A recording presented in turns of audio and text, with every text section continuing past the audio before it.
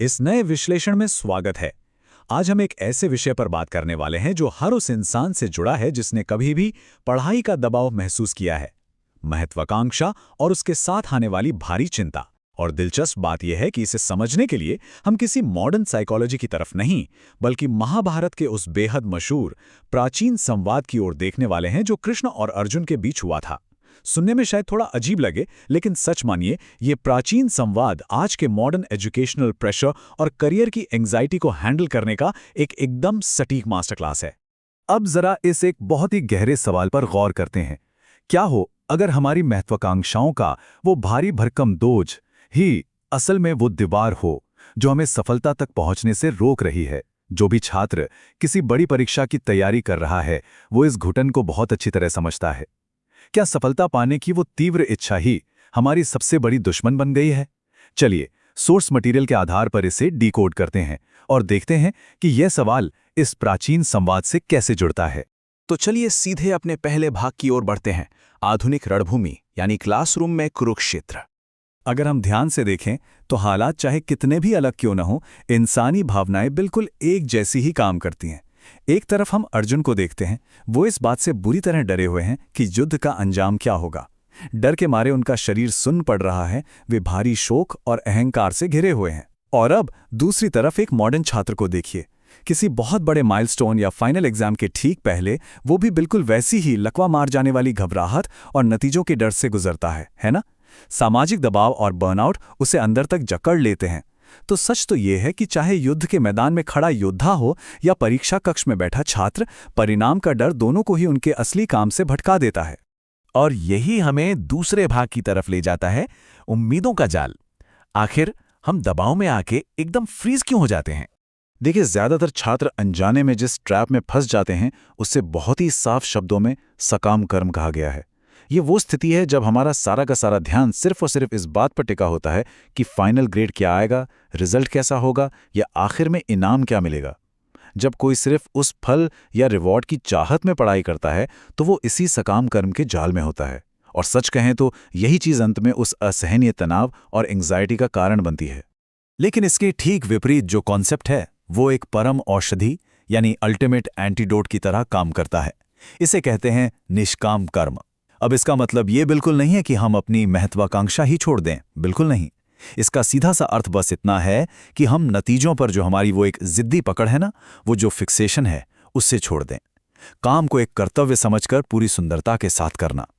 जब एक छात्र अपना पूरा फोकस सिर्फ सीखने और ज्ञान हासिल करने की प्रोसेस पर लगाता है तो असल में वो निष्काम कर्म ही कर रहा होता है।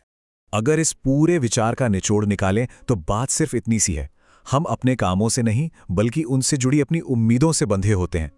सोर्स मटेरियल में कृष्ण बहुत ही क्लैरिटी के साथ समझाते हैं कि इंसान वास्तव में कर्म करने से कभी नहीं बनता। मतलब पढ़ाई करना या जी तोड़ मेहनत करना कोई बेड़ी नहीं है। असली बेड़ियां तो वो भारी भरकम उम्मीदें हैं जो हम उस मेहनत के साथ बांध लेते हैं। काम हमें कभी नहीं थकाता, उसके साथ जुड़ा हुआ प्रेशर हमें थकाता है। सिर्फ जीतने पर फोकस करना कैसे हर हाल में नुकसानदेह है, इसे समझना बहुत जरूरी है। सोचकर देखिए, अगर जीत की बहुत ज्यादा उम्मीद है तो हारने का एक भयानक डर भी हमेशा बना रहेगा जो दुख लेकर आएगा। और मान लीजिए अगर जीत मिल भी गई तो वो अक्सर अहंकार और घमंड पैदा कर देती है जो आगे चलकर पतन का कारण बनता है। ये एक छात्र के उस लगातार चलने वाले स्ट्रेस के लूप को एकदम परफेक्ट तरीके से समझाता है। सच्ची आज़ादी तो तब मिलती है जब सफलता और विफलता, नफा और नुकसान दोनों को बिल्कुल एक समान नजरिए से देखा जाए। अब आगे बढ़ते हैं तीसरे भाग की ओर, निष्काम कर्म का रहस्य, यानी बिना किसी लगाव के अपना काम करना। एक बहुत ही आम कन्फ्यूजन है जो अर्जुन को भी हुआ था, क्या सब कुछ छोड़ छाड़कर संन्यास ले लेना चाहिए? लेकिन यहां एकदम साफ किया गया है कि भाग जाना कोई सल्यूशन नहीं है। अगर दुनिया के सबसे काबिल और अच्छे लोग अपना काम करना छोड़ देंगे तो सब कुछ बिखर जाएगा।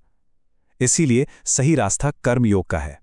इसका मतलब है इस दुनिया में रहना, अपना बेस्ट देना, एक छात्र के तौर पर जमकर मेहनत करना, लेकिन अंदर से, अपने मन से एक सन्यासी की तरह बिल्कुल शांत और अप्रभावित रहना। सोर्स मटेरियल में इसे एक बहुत ही कमाल के और पावरफुल उदाहरण से समझाया गया है। एक माता पिता का उदाहरण। पेरेंट्स जब अपने बच्चों की परवरिश करते हैं तो वे इसे किसी बिजनेस डील की तरह नहीं देखते जहां उन्हें तुरंत किसी रिटर्न की उम्मीद हो। वे बस प्यार और अपने कर्तव्य की भावना से सब कुछ करते हैं। सोचिए, अगर एक छात्र भी अपनी पढ़ाई के प्रति ठीक यही रवैया अपना ले तो पूरा फोकस और पूरी लगन, लेकिन बिना किसी व्यापारिक या स्वार्थी उम्मीद के। तो यहाँ सबसे क्रूशल पॉइंट यह है कि जब एक छात्र सकाम कर्म से निकलकर निष्काम कर्म की ओर कदम बढ़ाता है तो उसकी रोजमर्रा की जिंदगी में एक ड्रामेटिक बदलाव आता है। उसका फोकस उस फाइनल ग्रेड से शिफ्ट होकर सीधा अपनी पढ़ाई की क्वालिटी पर आ जाता है। ऐसे में अगर असफलता हाथ लगती भी है तो वो टूटता नहीं है, बल्कि एक गजब की स्टेबिलिटी के साथ अपनी कोशिशें जारी रखता है। और सफलता मिलने पर अहंकार की जगह एक शांत स्वीकृति होती है। ये जिंदगी जीने का और पढ़ाई करने का वाकई एक बहुत ही प्रैक्टिकल और पीसफुल तरीका है। चलिए अब आते हैं चौथे भाग पर, विनाश का चक्र। ये हिस्सा हमें अधूरी उम्मीदों के मनोविज्ञान के बारे में बताता है। ये कॉन्सेप्ट एक बहुत ही साफ step by step psychological collapse को दिखाता है। जरा इमेजिन कीजिए, जब एक छात्र की बहुत ही रिजिड उम्मीदें पूरी नहीं होती तो क्या होता है। सबसे पहले एक अधूरी उम्मीद से पैदा होता है असंतोष और गुस्सा। फिर उस गुस्से से एक गहरा मोह या भ्रम जन्म लेता है, जिससे इंसान सही और गलत की समझ खो बैठता है। धीरे धीरे उसकी सोचने समझने की ताकत यानी बुद्धि नष्ट हो जाती है और अंततः उसका पूरा विनाश हो जाता है।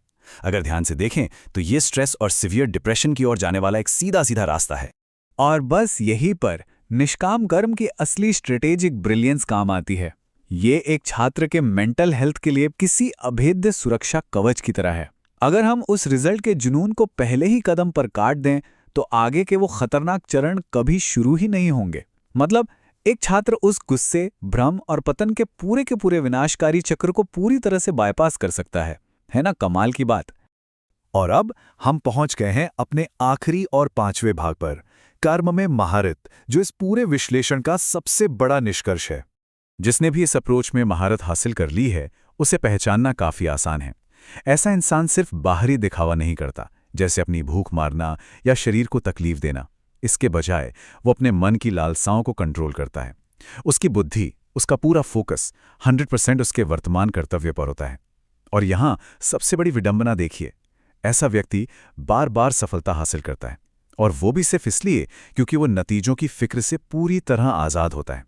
आउटकम का डर ना होना ही उसकी सबसे बड़ी सुपर पावर बन जाता है। इस पूरी चर्चा का जो अल्टीमेट सार है वो इस एक बेहद मशहूर और प्राचीन श्लोक में सिमटा हुआ है, कर्मण्येवाधिकारस्ते मा फलेषु कदाचन।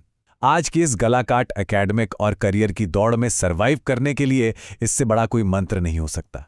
हमारा अधिकार सिर्फ और सिर्फ अपना कर्म करने पर है, अपनी पढ़ाई और मेहनत करने पर है। आगे का रिजल्ट क्या होगा उस पर हमारा कोई कंट्रोल नहीं है, इसलिए उसके बारे में सोच सोचकर अपनी कीमती एनर्जी वेस्ट करना बिल्कुल बेकार है।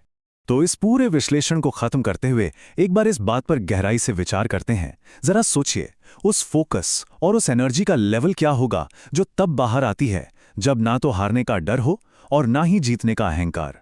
ये प्राचीन ज्ञान कोई हवाई फिलॉसफी नहीं है, बल्कि आज की इस मॉडर्न रणभूमि में सक्सेस और पीस ऑफ माइंड दोनों एक साथ पाने का एक बेहद पावरफुल टूल है। अगर हमारा मन फाइनल ग्रेड के उस खौफ से पूरी तरह आज़ाद हो जाए तो हमारी पढ़ाई कितनी ज़्यादा प्रभावशाली बन सकती है।